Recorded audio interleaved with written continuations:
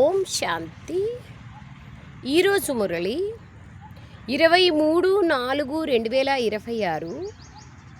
మధురమైన పిల్లలారా, భోలానాథుడైన అతి ప్రియమైన బాబా మీ సమ్ముఖంలో కూర్చున్నారు. శివుణ్ణి భోలానాథుడు అని అంటారు కదా. అడిగిన వెంటనే వరాలు చేస్తారు, ఏమీ ఆలోచించకుండా. అందుకే భోలానాథుడు అని చెప్పడం జరుగుతుంది. అతి ప్రియమైన బాబా మీ సమ్ముఖంలో కూర్చున్నారు. మీరు ప్రేమగా స్మృతి చేసినట్లయితే మీ లగన్ పెరుగుతూ పోతుంది. అంతే కావాలి.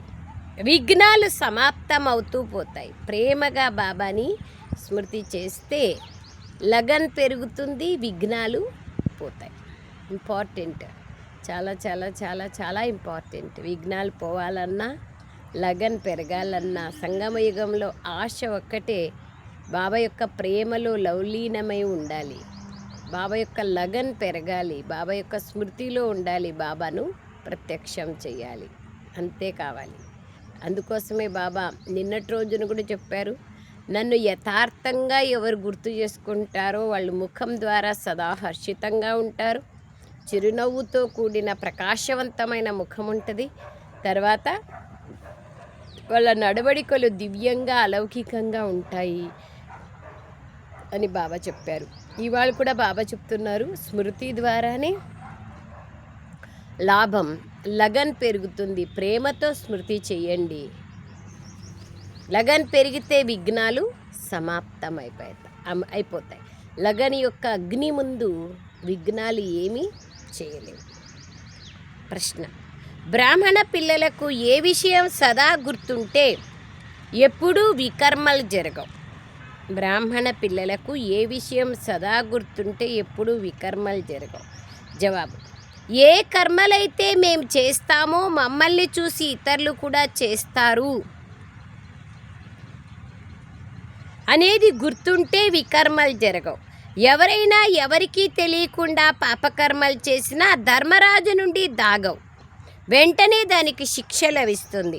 మున్ముందు ఇంకా మార్షల్ లా అయిపోతుంది. అంటే చాలా చాలా నియమాల్లో స్ట్రాంగ్ అయిపోతారు. ఈ ఇంద్రసభలో పతితులు ఎవ్వరూ దాగి కూర్చోవడానికి వీల్లేదు. పాట: భోలానాథుడి కన్నా అతీతమైన వారు ఎవ్వరూ లేరు, మరియు ఈ జగత్తుకి ప్రియమైన వారు, భిన్నమైన వారు ఇంకెవ్వరూ లేరు. ఓం శాంతి. ఓం శాంతి బాబా. ఇప్పుడు ఆత్మిక తండ్రి మనకు ఈ సృష్టి ఆది మధ్యాంత జ్ఞానాన్ని వినిపిస్తున్నారు. వారి పేరు భోలానాథుడు. తండ్రులు చాలా బోలాగా ఉంటారు.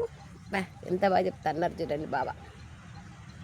తండ్రులు బోలాగా ఉంటారు, తల్లిలు బోలాగా ఉంటారేమో, తండ్రులు బోలాగా ఉండరు. అయినప్పటికీ బాబా అంటారు, శివబాబా మాత్రం బోలానే. ఎంత ప్రేమగా పిలిస్తే అంత వారసత్వాన్ని ఇస్తారు. ఎన్నో కష్టాలను సహిస్తూ కూడా పిల్లలను చదివిస్తారు. అది నేను చదవకపోయినా పర్వాలేదు, నా పిల్లలు చదవాలా. నేను కష్టపడినాను, నా పిల్లలు కష్టపడకూడదు. నేను పూరి గుడిసెలో ఉన్నాను, నా పిల్లలు బిల్డింగ్లో ఉండాలని ఆశిస్తారు. పిల్లలను చదివిస్తారు, సంభాళిస్తారు. మళ్ళీ వారు ఎప్పుడైతే పెరుగుతారో అప్పుడు వారి సర్వస్వాన్ని వారికి ఇచ్చేసి స్వయం వానప్రస్థవస్థం తీసుకుంటారు. మేము మా బాధ్యతను నిర్వర్తించాము, ఇక పిల్లలు ఇష్టం అని భావిస్తారు. అది ఇంపార్టెంట్. ఆ విధంగా ఉండాలి. మరి తండ్రులు అమాయకులే కదా. అది కూడా ఇప్పుడు మీకు బాబా అర్థం చేయిస్తున్నారు. ఎందుకంటే వారు స్వయం భోలానాథుడు. బాబా హద్దు తండ్రి గురించి కూడా అర్థం చేయిస్తారు. వారు ఎంత బోలాగా ఉన్నారు, అది హద్దు యొక్క బోలాతనం. వీరు బేహద్దు భోలానాథుడు తండ్రి. పరంధామం నుండి వస్తాడు. ఈ పాత ప్రపంచం వినాశనం అనేది చేస్తారు. కొత్త ప్రపంచ స్థాపన జరుగుతుంది. ఈ పాత ప్రపంచంలో పాత శరీరంలోకి భగవంతుడు ఎలా వస్తాడు అని మనుష్యులు భావిస్తారు. అర్థం చేసుకోని కారణంగా పావన శరీరధారి అయిన శ్రీకృష్ణుని పేరు రాసేసినారు. ఇవే వేదశాస్త్రాలు, గీత మొదలైనవి మళ్ళీ తయారవుతాయి. ఎందుకంటే తిరిగి పునః భక్తి అనేది ప్రారంభం కావాలి కాబట్టి మళ్ళీ ప్రారంభమవుతాయి. ద్వాపర యుగం నుంచి మళ్ళీ ప్రారంభమవుతాయి. శివబాబా ఎంత బోలాయో చూడండి. బాబా వచ్చి ఎలాంటి అనుభూతి కలిగిస్తారంటే వారు ఇక్కడే కూర్చుని ఉన్నట్లుగా అనిపిస్తుంది. ఒక మనిషే ఉన్నారేమో, ఒక మనిషి ఉండి ఎట్లా తన ప్రీతిని, తన ధర్మాన్ని, తన పాలనను నిర్వర్తిస్తారో అట్లా బాబా ఆయన మనిషి కంటే ఎక్కువ కదా. మనుషులన్నా అల్పకాలికము ఒక జాగాలో మాత్రమే చేయగలరు. ఆయన అన్నింటికీ అతీతులు. ఆయనకి ఏ హద్దులు లేవు. ఎప్పుడు పిలిస్తే అప్పుడు వచ్చి సహాయం చేస్తారు. ఎంత బోలాయో చూడండి. బాబా వచ్చి ఎలాంటి అనుభూతిని కలిగిస్తారంటే వారు ఇక్కడే కూర్చుని ఉన్నట్లుగా అనిపిస్తుంది. ఈ సాకార తండ్రి కూడా బోలాయే కదా. ఏ అట్టహాసము లేదు, శాలువా లేదు, తిలకం లేదు, పూర్తిగా సాధారణంగా ఉన్నారు. బ్రహ్మబాబా కూడా ఎట్లా చూడండి. బాబా బిడ్డ కాకముందు సూటు బుట్టు కోట్ వేసుకునేవాళ్ళు. కానీ బాబా బిడ్డ అయిన తర్వాత పంచ కట్టుకున్నారు, జుబ్బా వేసుకున్నారు. అంతే, ఎంత సింపుల్గా ఉండిపోయారు. బాబా అదే అంటున్నారు. బాబా వచ్చి ఎలాంటి అనుభూతిని కలిగిస్తారంటే వారు ఇక్కడే కూర్చొని ఉన్నట్లుగా అనిపిస్తుంది. ఈ సాకార తండ్రి కూడా బోలాయే కదా. ఏ అట్టహాసము లేదు, శాలువా కూడా లేదు, తిలకము లేదు, పూర్తి సాధారణంగా ఉన్నారు. తండ్రి సాధారణంగానే ఉంటారు కదా. ఇంతటి జ్ఞానమంతటినీ శివబాబాయే ఇస్తున్నారు. ఇంతటి జ్ఞానాన్ని ఇచ్చే శక్తి ఎవరికీ లేదని పిల్లలైన మీకు తెలుసు. ప్రతిదినము పిల్లల్లోని లగన్ పెరుగుతూ ఉంటుంది. పెరిగితే చాలు. ఎంతగా బాబాను స్మృతి చేస్తారో అంతగా పెరుగుతుంది. ప్రియాతి ప్రియమైన వారు ఒక్క బాబాయే కదా. కేవలం ఇప్పుడే కాదు, భక్తి మార్గంలో కూడా మీరు వారిని మధురాతి మధురమైన వారిగా భావించేవారు. తండ్రి, మీరు ఎప్పుడైతే వస్తారో అప్పుడు మేము అన్నింటిపైన ప్రేమను వదిలి మీ ఒక్కరితోనే ప్రేమనుంచుతాం అనేవారు. ఇప్పుడు మీకు అది తెలుసు కూడా. కానీ మాయ అంతగా ప్రేమించనివ్వదు. మనుషుల్ని, సాధనాల్ని, మొబైల్ని, ఎక్కడెక్కడో పోతుంది మైండ్. దాన్నే బాబా వైపుకు తిప్పాలి. మాయ అంతగా ప్రేమించనివ్వదు. తనను వదిలి వీరు బాబా వద్దకు వెళ్ళడం మాయకి ఇష్టం లేదు. మీకు దేహాభిమానులుగా ఉంటూ నన్ను ప్రేమించాలి అని మాయ కోరుకుంటుంది. మీరు దేహాభిమానులుగా ఉంటూ నన్ను ప్రేమించాలి అని మాయ కోరుకుంటుంది. కావుననే ఇన్ని విఘ్నాలు వేస్తూ ఉంటుంది. మాయ ఎవరు? నాలోని వీక్నెస్సెసే కదా. నాలో బలహీన సంకల్పాలు ఉండడమే మాయ, అంతే. మీరు ఆ విఘ్నాలన్నింటినీ దాటేసేయాలి. పిల్లలు ఎంతో కొంత కష్టపడాలి కదా. పురుషార్థం ద్వారానే మీరు మీ ప్రాలబ్ధాన్ని పొందుతారు. ఉన్నత పదవిని పొందేందుకు ఎంత పురుషార్థం చేయాలో పిల్లలకు తెలుసు. ఒకటేమో వికారాలను దానమివ్వడం, మరొకటి తండ్రి ద్వారా లభించే అవినాశి జ్ఞానరత్నాల ధనముని దానమివ్వాలి. ఈ అవినాశి ధనము ద్వారానే మీరింతటి ధనవంతులుగా అవుతారు. జ్ఞానము సంపాదనకు ఆధారం. అది శాస్త్రాల జ్ఞానము, ఇది ఆధ్యాత్మిక జ్ఞానం. శాస్త్రాలు మొదలైనవి చదివి కూడా ఎంతో సంపాదిస్తారు. వారు గదిలో గ్రంథాలు మొదలైనవి పెట్టి కాస్త ఏదైనా వినిపించేసరికి వారికి ఎంతో సంపాదన జరుగుతుంది. అది యథార్థమైన జ్ఞానం కాదు. యథార్థమైన జ్ఞానం ఒక్క బాబాయే ఇస్తారు. ఎప్పటి వరకైతే ఈ ఆత్మిక జ్ఞానం లభించదో అప్పటి వరకు శాస్త్రాల ఫిలాసఫీ బుద్ధిలో ఉంటుంది. మీరు చెప్పే విషయాలు వారు వినరు. వీరు చాలా తక్కువ మంది ఉన్నారు. ఈ ఆత్మిక జ్ఞానాన్ని పిల్లలు ఆత్మిక తండ్రి ద్వారా తీసుకున్నారు. ఇది 100% సత్యం. బాబా తప్ప ఎవ్వరూ ఈ జ్ఞానాన్ని వినిపించడానికి వీలే లేదు. జ్ఞానం సంపాదనకు ఆధారం. Knowledge is source of income. అక్కడ స్థూలమైనటువంటి ఐఏఎస్, ఐపీఎస్, ఐసీఎస్ జ్ఞానం పొందితే వాళ్ళు సాఫ్ట్వేర్ అయితే, యా కలెక్టర్ అయితే, యా ఎస్పీ అయితే మంచిగా సంపాదిస్తారు. అట్లాగే ఇక్కడ కూడా ఈ జ్ఞానం ద్వారా అదన్నా ఇక్కడే వదిలేయాలి ఒక జన్మకే. కానీ బాబా ద్వారా ప్రాప్తించేటువంటి ఈ సంపద అవినాశీ సంపద. అవినాశీ తండ్రి ద్వారా అవినాశీ సంపద లభిస్తుంది.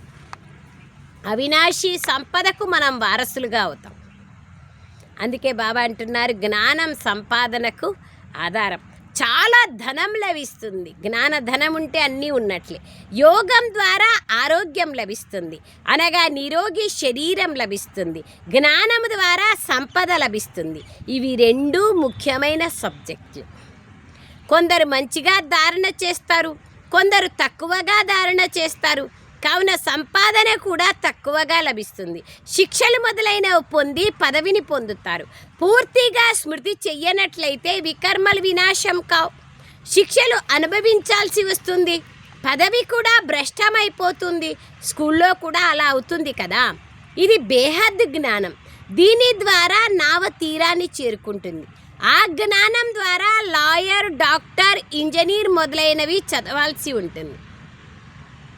కానీ ఇక్కడ ఒకే చదువు. యోగం మరియు జ్ఞానం ద్వారా సదా ఆరోగ్యవంతంగా సంపన్నంగా అవుతారు, యువరాజులుగా అవుతారు. స్వర్గంలో లాయరు, జడ్జు మొదలైన వారు ఎవ్వరూ ఉండరు. బాబా పిల్లల్లో ఎవరైనా జడ్జులు, లాయర్లు ఉంటే ఈ జన్మకే సమాప్తం. మళ్ళీ సత్యుగంలో రాదు ఈ వకీల్ కానీ లేదా న్యాయ నిర్ణేతల యొక్క స్థితి కానీ. అక్కడ ఏమి ఉండదు, అక్కడ హ్యాపీగా ఉంటారు. అక్కడ ధర్మరాజు అవసరం కూడా ఉండదు, అక్కడ గర్భజైలు ఉండదు, అక్కడ శిక్షలే ఉండవు, ధర్మరాజపురి శిక్షలు ఉండవు. గర్భమెహల్లో చాలా సుఖంగా ఉంటారు. ఇక్కడ గర్భజైల్లో శిక్షలు అనుభవించాల్సి ఉంటుంది. ఈ విషయాలన్నింటినీ పిల్లలైన మీరే ఇప్పుడు అర్థం చేసుకుంటారు. శాస్త్రాల్లో సంస్కృతంలోని శ్లోకాలన్నీ మనుషులే తయారు చేశారు. సత్యుగంలో ఏ భాష ఉంటుంది అని ప్రశ్నిస్తారు. దేవతల భాష ఏదైతే ఉంటుందో అది అక్కడ చలామణి అవుతుంది. అక్కడి భాష ఏదైతే ఉంటుందో అది ఇంకెక్కడా ఉండదు. అక్కడ సంస్కృత భాష ఉండే అవకాశం కూడా లేదు. దేవతలు మరియు పతిత మనుష్యుల భాష ఒకటి కాదు కదా, దేవనాగరిక భాష ఉంటుంది. బాబా చెప్పారు కదా, గుల్జార్ దాది వాళ్ళు ఒక్కొక్కసారి మీకు కూడా ఎన్నోసార్లు మురళీలో ఇట్లా వచ్చినప్పుడు చెప్పినాము. ఒకే ధర్మం, ఒకే భాష దేవనాగరిక భాష ఉంటుంది. వాళ్ళు మనం దువ్వాన అంటే అక్కడ వాళ్ళు కేశ చిలకారి అంటారు, బ్రష్ని దంత చిలకారి అంటారు. అట్లా రెండు విషయాలు గుల్జార్ దాది వతనంలోకెళ్ళి ఏమంటారు, అక్కడ భాష ఎట్లా ఉంటుందని కొన్ని శబ్దాలు చెప్పారు. అందుకయ్యే బాబా అంటున్నారు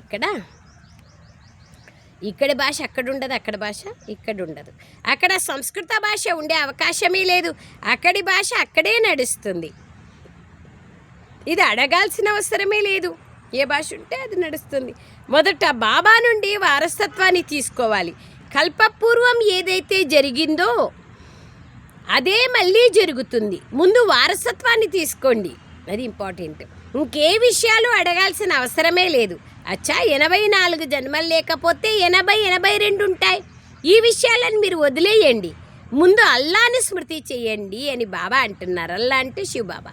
తద్వారా స్వర్గరాజ్యాధికారం తప్పకుండా లభిస్తుంది. అనేక సార్లు మీరు స్వర్గరాజ్యాధికారాన్ని తీసుకున్నారు. ఎక్కడంతో పాటు దిగడం కూడా ఉంటుంది కదా. ఇప్పుడు మీరు మాస్టర్ జ్ఞానసాగర్లు, మాస్టర్ సుఖసాగర్లుగా అవుతారు. మీరు పురుషార్థులు.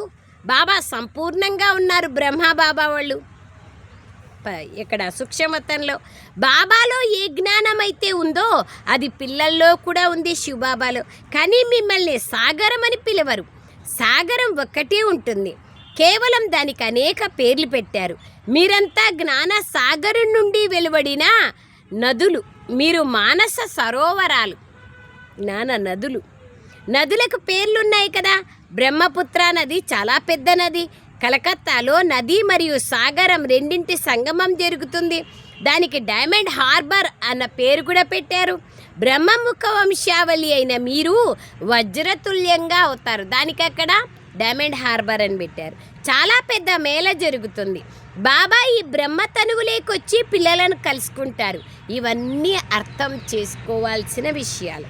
అయినా మళ్ళీ బాబా చెప్తున్నారు, పిల్లలారా మన్మనాభవ. జ్ఞానం అంత పూర్తిగా అర్థం కాకపోయినా పర్వాలేదు, కేవలం మనస్సుని బాబా వైపు ఉంచేటువంటి ప్రక్రియ యథార్థంగా చేయాలి. బాబాను స్మృతి చేస్తూ ఉండండి. బాబా అతి మధురమైన వారు. అన్ని సంబంధాల తీయదనం వారిలో ఉంది. ఆ భౌతిక సంబంధీకులందరూ వికారీలు, వారి ద్వారా దుఃఖమే లభిస్తుంది. బాబా మీకు అన్నింటి ఫలాన్ని ఇస్తున్నారు, అన్ని సంబంధాల ప్రేమనిస్తున్నారు. బాబా ఎంతటి సుఖాన్ని ఇస్తున్నారు, ఎవరూ ఇంతటి సుఖాన్ని ఇవ్వలేరు. ఎవరైనా ఇచ్చినా అల్పకాలికంగానే ఇస్తారు. దాన్నే సన్యాసులు కాకి ఎంగిలితో సమానమైన సుఖము అంటారు. దుఃఖధామంలో తప్పకుండా దుఃఖమే ఉంటుంది. ఈ విధంగా మీరు అనేక సార్లు పాత్రను అభినయించారని పిల్లలైన మీకు తెలుసు. కానీ మేము ఉన్నత పదవిని ఎలా పొందాలి అన్న చింత మీలో ఉండాలి. ఇంపార్టెంట్ థింగ్ ఏమి? మేము ఉన్నత పదవిని సత్యుగంలో ఎలా పొందాలి, దానికోసమే పురుషార్థం చేయాలి, దానికోసమే ప్రయత్నం కూడా జరగాలి. ప్రయత్నమే పురుషార్థం. ఉన్నత పదవి ఎలా పొందాలి అన్న చింత మీలో ఉండాలి. ఇంకా అన్ని చింతలు సమాప్తం కావాలి. అక్కడ ఫెయిల్ అవ్వకుండా ఉండేందుకు చాలా పురుషార్థం చేయాలి. మంచి నంబర్తో పాస్ అయినట్లయితే ఉన్నత పదవిని పొందుతారు. వారికి సంతోషం కూడా ఉంటుంది. అందరూ ఒకేలా ఉండరు. యోగాన్ని బట్టి ఉన్నతి ఉంటుంది.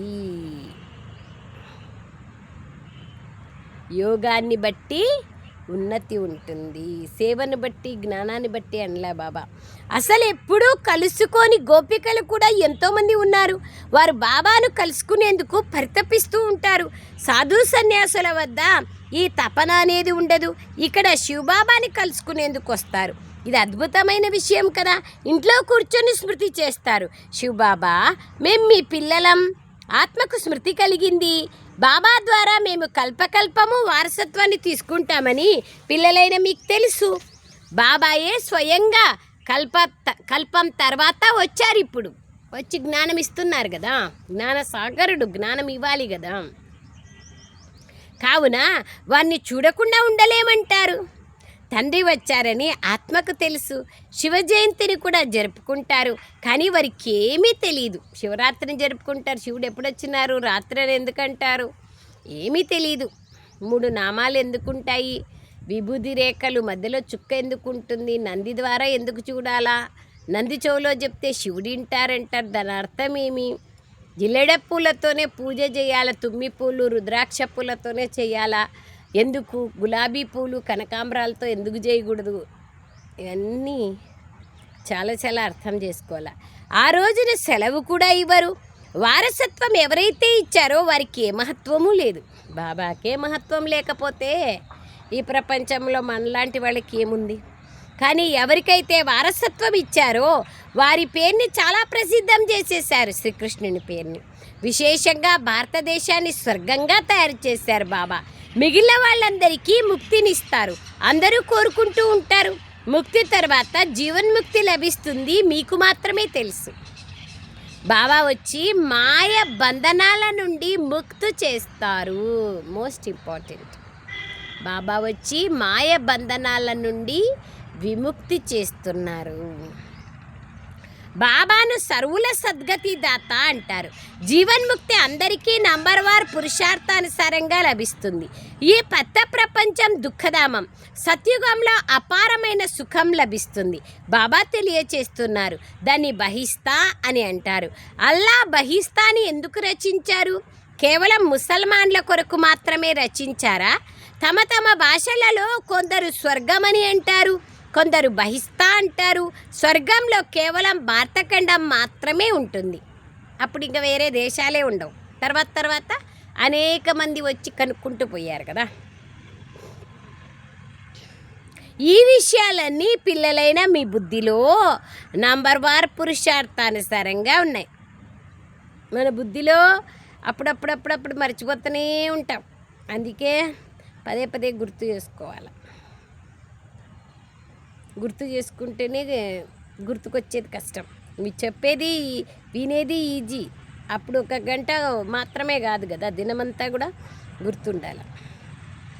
నంబర్వార్ పురుషార్థానుసారంగా ఉన్నాయి. ఇక్కడికి వచ్చే ఒక ముసల్మాను నేను అల్లా పూల తోటలోకి వెళ్ళాను అని అనేవాడు. అలా బక్కష్. ఇవన్నీ సాక్షాత్కారాలు జరుగుతాయి. డ్రామాలో ముందుగానే రచింపబడి ఉన్నాయి. డ్రామాలో ఏదైతే జరుగుతుందో క్షణం గడిచినా అది కల్పపూర్వం కూడా గడిచిందని అంటారు. రేపేం జరుగుతుందో తెలీదు. డ్రామా పైన నిశ్చయం ఉండాలి. తద్వారా ఏ చింత ఉండదు. మీరు నన్నొక్కళ్ళనే గుర్తు చేసుకోవాలి. మీ వారసత్వాన్ని స్మృతి చెయ్యండి అని మనకి బాబా ఆజ్ఞ ఇచ్చారు. అందరూ సమాప్తం కావాల్సే ఉంది. ఒకరిద్దరు కొరకు కూడా ఉండదు ఈ ప్రపంచం. ఎందుకుంటుంది? మెజారిటీ తయారైపోయినారంటే వెళ్ళిపోయేది. మృత్యు వస్తుంది మరియు వెళ్ళిపోతుంది. ఏడ్చేంత సమయం కూడా ఉండదు ప్రపంచంలో అందరికీ. హోల్సేల్ మృత్యు అయినప్పుడు ఎవరెవరికి తద్దినాలు తర్పణాలు వదులుతారు, కాల్చుతారు, 13 రోజులు చేస్తారు. ఎవరెవరికి చేయరు. ఏడ్చేంత టైం కూడా ఉండదు. శబ్దమే బయటికి రాదు. ఈ రోజుల్లో మనుషులు వారి బురదను తీసుకొని ఎన్నో పరిక్రమలు వేస్తూ ఉంటారు. ఆడాడ కలుపుతూ ఉంటారు. ఎముకలు తీసుకుపోయి బుడిద తీసుకుపోయి కలుపుతూ ఉంటారు అనేక జాగాల్లో. వారిలో భావన కూర్చొని ఉంది. అంతా సమయం వ్యర్థం చేయడమే. అండర్లైన్. ఇందులో అసలేముంది? మట్టిలోపు కలిసిపోతుంది. దీని ద్వారా భారతదేశం పవిత్రంగా అవుతుందా? పతిత ప్రపంచంలో ఏ పనులైతే చేస్తారో అది పతితంగానే చేస్తారు. దాన పుణ్యాలు మొదలైనవి కూడా చేస్తూ వచ్చారు. మరి భారతదేశం పావనంగా అయిందా? మెట్లు దిగాల్సిందే. సత్యుగంలో సూర్యవంశీలుగా అయ్యారు. మెట్లు దిగాల్సి ఉంటుంది. మెల్లమెల్లగా దిగుతూ వస్తారు. ఎన్ని యజ్ఞ తపాదులు చేసినా మళ్ళీ వచ్చే జన్మలో అల్పకాలిక ఫలం మాత్రమే లభిస్తుంది. ఏదైనా చెడు పని చేసినట్లయితే దానికి కూడా ఫలం వారికి లభిస్తుంది. ఇది బేహద్ తండ్రికి తెలుసు. వారు పిల్లలను చదివించేందుకు వస్తారు. శరీరం కూడా సాధారణమైనదే తీసుకున్నారు. బాబా అంటున్నారు, బొట్లు మొదలైనవి పెట్టుకోవాల్సిన అవసరం కూడా లేదు. భక్తులు పెద్ద పెద్ద తిలకాలు పెట్టుకుంటారు. మోసం చేయకుంటే చాలు. బాబాలు అదే చెప్తున్నారు చూడండి. అయినా ఎన్ని మోసాలు చేస్తూ ఉంటారు. ముక్కుమేరాం బగల్ మే చోరీ అని నోట్లో రామరామ అంటూ ఉంటారు. తర్వాత అనేక మోసాలు చేస్తూ ఉంటారు. నేను సాధారణ తనువులేకి వస్తాను, వచ్చే పిల్లలను చదివిస్తాను అని బాబా చెప్తున్నారు. వానప్రస్థ అవస్థ ఉన్నప్పుడు కృష్ణుడు అన్న పేరుని ఎందుకు పెట్టారు? ఇక్కడ విచక్షణ చేసే బుద్ధి కూడా లేదు. ఇప్పుడు బాబా తప్పొప్పులను విచక్షణ చేసే బుద్ధిని ఇస్తున్నారు. మన బుద్ధిని దివ్యంగా చేస్తారు. ఏది మనము వెంటనే ఒప్పుకోం. ఇది ఎట్లా, ఏమి, ఎక్కడా అని ఆలోచించి దాన్ని జ్ఞానంతో పెద్దవాళ్లతో పరామర్శించి ఒప్పుకుంటాం. మీరు యజ్ఞ తపాదులు దాన పుణ్యాలు చేస్తూ శాస్త్రాలు చదువుతూ వచ్చారు ద్వాపర యుగం నుంచి. ఆ శాస్త్రాల్లో ఏమైనా ఉందా? మీకు రాజయోగం నేర్పించి విశ్వరాజ్యాధికారాన్ని నేను ఇచ్చానా, లేక శ్రీకృష్ణుడు ఇచ్చారా? మీరే ఆలోచించండి. శ్రీకృష్ణుడికి కూడా ఇచ్చేవాళ్ళు బాబా కదా. బాబా మీరే వినిపించారు. కృష్ణుడు చిన్న యువరాజు, అతడు ఎలా వినిపించగలడు? బాబా మీ రాజయోగం ద్వారానే మేము ఇలా అవుతాం. శరీరం పైన నమ్మకం లేదు. అండర్లైన్. చాలా పురుషార్థం చెయ్యాలి అని బాబా అంటారు. బాబా ఫలానా వారు చాలా నిశ్చయ బుద్ధి కలిగి ఉన్నారు అని బాబాకు సమాచారాన్ని వినిపిస్తారు. కానీ నిజానికి ఏమాత్రమూ నిశ్చయం లేదు అని బాబా అంటారు. ఎవరినైతే బాగా ప్రేమించారో వారు ఈరోజు లేరు. ఎంతో చెప్పినారు కదా, బాబాకు అన్నం వడ్డించే అక్కయ్యలు కూడా ఈరోజు లేరు. బాబా అందరితోనూ ప్రేమతోనే వ్యవహరిస్తారు. నేను ఎలాంటి కర్మలు చేస్తానో నన్ను చూసి ఇతరులు కూడా చేస్తారని బాబా భావిస్తారు. వికారాలేకెళ్ళి దాక్కొని ఇక్కడికి వచ్చి కూర్చుంటారు. బాబా వెంటనే సందేశీకి తెలియచేస్తారు. ఇటువంటి కర్మలు చేసేవారు చాలా నాజుగ్గా ఉంటారు. వారు ముందుకెళ్ళలేరు. ధర్మరాజు వెంటనే శిక్షిస్తారు. చూడండి, శిక్షలు వేసి తొలగించేస్తాడు. చివర్లోని నాజుక్ సమయంలో ఎవరైనా ఏదైనా చేస్తే వెంటనే మార్షల్ లాని విధిస్తారు. మున్ముందు మీరు ఇలాంటివి చాలా చూస్తారు. బాబా ఏం చేస్తారో చూస్తారు. బాబా శిక్షలు ఇవ్వరు, ధర్మరాజు ద్వారా విధిస్తారు. వినాశనం కూడా శంకరుని ద్వారానే చేయిస్తారు. వినాశం కోసం ప్రేరకులున్నారు అంటారు, కానీ జ్ఞానంలో ప్రేరణ విషయం లేదు. ఓ పతిత పావన, వచ్చి మమ్మల్ని పావనంగా తయారు చేయండి అని భగవంతుని అందరూ పిలుస్తూ వచ్చారు. ఆత్మలన్నీ బాబా అంటున్నారు ఇంద్రియాల ద్వారా పిలుస్తాయి, నోరనే కర్మేంద్రియం ద్వారా. బాబా జ్ఞానసాగర్లు, వారి వద్ద ఎంతో మహిమ ఉంది. ఇటువంటి సామాను ఎవరి వద్ద లేదు, ఇటువంటి జ్ఞానం ఎవరి వద్ద లేదు. కృష్ణుడి మహిమ పూర్తిగా వేరు. బాబా శిక్షణ ద్వారా ఈ లక్ష్మీనారాయణలు ఎలా తయారయ్యారో చూడండి. అలా తయారు చేసేది ఒక్క బాబానే. బాబా వచ్చి కర్మ, అకర్మ, సుకర్మ, వికర్మల గుహ్యగతిని అర్థం చేయిస్తారు. ఇప్పుడు మీ నేత్రాలు తెరుచుకున్నాయి, 3వ నేత్రం. ఇది 5000 సంవత్సరాల విషయం. ఇప్పుడు ఇంటికి వెళ్ళాలి, పాత్రను అభినయించాలి. ఇది స్వదర్శన చక్రం కదా. స్వదర్శన చక్రధారి బ్రాహ్మణ కుల భూషణులు మీరు. ప్రజాపిత బ్రహ్మకుమారి కుమారులు అనేది మీ పేరు. లక్షల సంఖ్యలో స్వదర్శన చక్రధారులుగా తయారవుతారు. మీరెంత జ్ఞానాన్ని చదువుతున్నారో కదా. బాబా, లెక్కలేనంత జ్ఞానాన్ని మీరు రోజు మాకు తెలిపిస్తారు. అచ్చా, मीठे मीठे सिखलदे बच्चों प्रति मात पिता बाप दादा का याद प्यार और गुड मॉर्निंग। रूहानी बाप की रूहानी बच्चों को नमस्ते। हम रूहानी बच्चों की रूहानी मात पिता बाप दादा को याद प्यार गुड मॉर्निंग और नमस्ते नमस्ते नमस्ते बाबा नमस्ते। ధన్యవాదాలు బాబా, ధన్యవాదాలు తండ్రి. సారాంశం బాగా చెప్తారు బాబా మురళి. ఈ సమయం చాలా నాజూక్ సమయం, అంటే సున్నితమైన సమయం కావున ఏ చెడు కర్మలు చేయకూడదు. కర్మ, అకర్మ, వికర్మల గుహ్యగతులను ధ్యాసలో ఉంచుకొని సదా శ్రేష్ఠ కర్మలనే చేయాలి. సెకండ్ పాయింట్, యోగం ద్వారా సదా మీ శరీరాన్ని నిరోగిగా తయారు చేసుకోవాలి. ఒక్క మధురాతి మధురమైన బాబానే స్మృతి చేయాలి. బాబా ద్వారా ఏ అవినాశి జ్ఞాన ధనము లభిస్తుందో దాన్ని దానం చెయ్యాలి. వరదానం, సహనశీలత గుణము ద్వారా కఠోర సంస్కారాలను కూడా శీతలంగా తయారు చేసే సంతుష్టమణిగా కండి.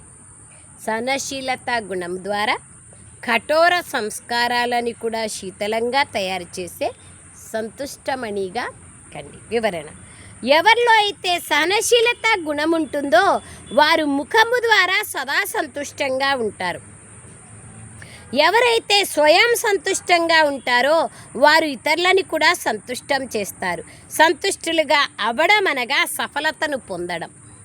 ఎవరైతే సహనశీలులుగా ఉంటారో వారు తమ సహనశీలత శక్తి ద్వారా కఠోర సంస్కారాలను లేదా కఠినమైన కార్యాలను కూడా శీతలంగా మరియు సహజంగా చేసేస్తారు. వారి ముఖము గుణమూర్తులుగా కనిపిస్తుంది. వారే డ్రామా యొక్క డాలు పైన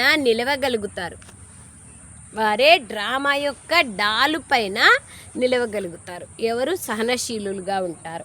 ఏదా రాని ఏమే రాని డ్రామాలో యాక్సెప్ట్ చేస్తారు, ఓకే చేస్తారు. దాని అనుసారంగా వాళ్ళు తమ స్థితిని తయారు చేసుకుంటారు, సాక్షిగా ఉంటారు. స్లోగన్, ఎవరైతే వాణి ద్వారా మాటల ద్వారా మారరో వారిని శుద్ధ వైబ్రేషన్ల ద్వారా మార్చచ్చు. కొంతమందిని నోటితో చెప్పి మార్చలేం. కాబట్టి మనసులో సదా ఇదే సంకల్పం చేస్తూ ఉండాలి, బాబా ఈ ఆత్మకు మంచి బుద్ధి రాని, మంచి దారిలో నడవని అనే శ్రేష్ఠ సంకల్పాలు చేయాలి. మార్చచ్చు వైబ్రేషన్ ద్వారా. అవ్యక్త సూచన, మహానులుగా అయ్యేందుకు మధురత మరియు నమ్రత గుణాలను ధారణ చెయ్యండి. బ్రహ్మబాబా మాటలు ఫరిస్తాల మాటలుగా తక్కువగా మధురంగా ఉండేవి. అలా యథార్థ మాటలు మాట్లాడండి. కార్య వ్యవహారాల కోసంగా మాట్లాడాల్సి వస్తుంది, కానీ వాటిని కూడా మరీ ఎక్కువగా మాట్లాడకండి. ప్రతి సంకల్పం, మాట, కర్మలో ఫాదర్ చెయ్యండి. ప్రతి మాటలో మధురత, నమ్రతకు చెందిన మహానత ఉండాలి. దీనికోసం స్వయాన్ని నిమిత్తంగా భావించి ప్రతి కార్యాన్ని చెయ్యండి. అప్పుడు మహానతతో పాటు నమ్రత కూడా వస్తుంది మరియు సఫలతామూర్తులుగా కాగలుగుతారు. అచ్చా, ఓం శాంతి బాబా. థ్యాంక్ యూ బాబా, thank you very much Baba.